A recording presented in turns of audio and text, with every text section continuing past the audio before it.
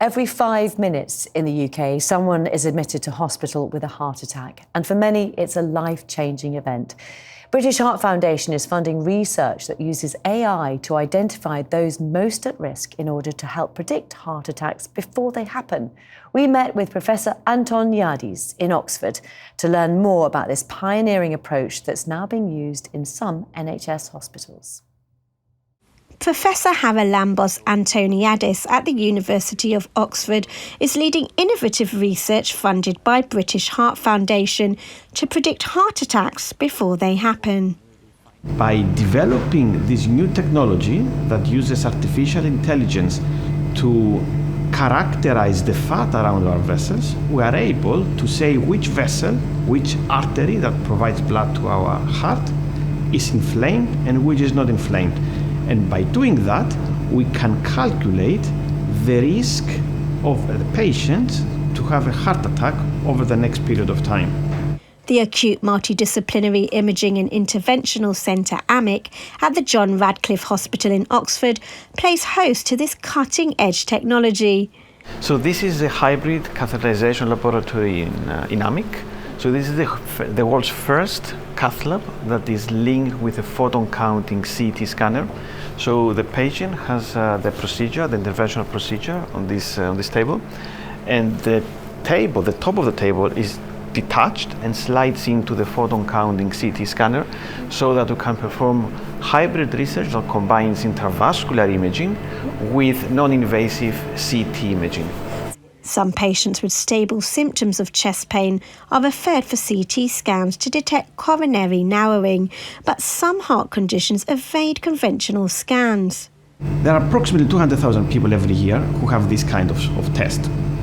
Out of all these people, only around 20% comes out as having significant narrowings, and we take action. The remaining of the scans, 80% of all these scans, they are just archived. Professor Antoniadis' research has identified patients at high risk of heart attack that might not have otherwise been picked up. This is now being used in the NHS and allows them to provide preventative treatment, helping to save lives and potentially decrease future emergency hospital admissions for heart attacks. The British Heart Foundation is one of the very few funding bodies in the UK that funds early stage research. This is why the funding that is coming from the British Heart Foundation is so crucial for this kind of research. Heart and circulatory diseases are ranked amongst the biggest killers in the world, yet pioneering research using AI can offer a potential lifeline to those battling those diseases. Giovanni Amati's story underscores this truth. In 2013, cardiologist and personal friend of Mr. Amati, Dr. Hyde, recommended a CT scan, revealing severe calcification in his left heart artery. It's such a hidden disease that I was fine. I'm very athletic. I still was athletic then. So there were no symptoms whatsoever. I may have ignored them. In 2019, Giovanni had a heart attack, underwent an emergency procedure and attributes his recovery to his doctor. 6 months later, he was one of the first clinical users to use the technology developed by Professor Antoniadis, which used AI to identify the fat surrounding the arteries and see which ones were inflamed. On the basis of my initial CT scan in 2013 and compared it with one I took after I'd done my stent, the chances of having a heart attack dropped from like 30% to 2%. I know that, my chances are pretty low now. And that's thanks to this amazing technology. Sometimes statistics help in order to give you peace of mind.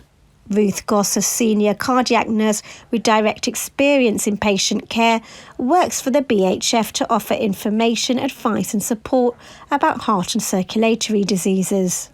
So ultimately, if we see this technology being rolled out throughout the NHS, then that's really going to benefit for the patients, which is a really exciting thing to see.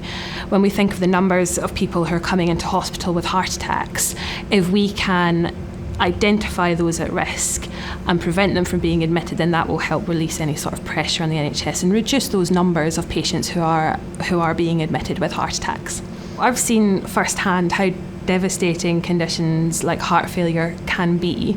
So with things like translational research, which is effectively from lab to patient, it's a really, really exciting area of research. What we want to see is the lab-based technology, so in this case AI, being rolled out to patients so that we can improve survival rates and reduce that impact of the devastating consequences of some conditions on patients going forward.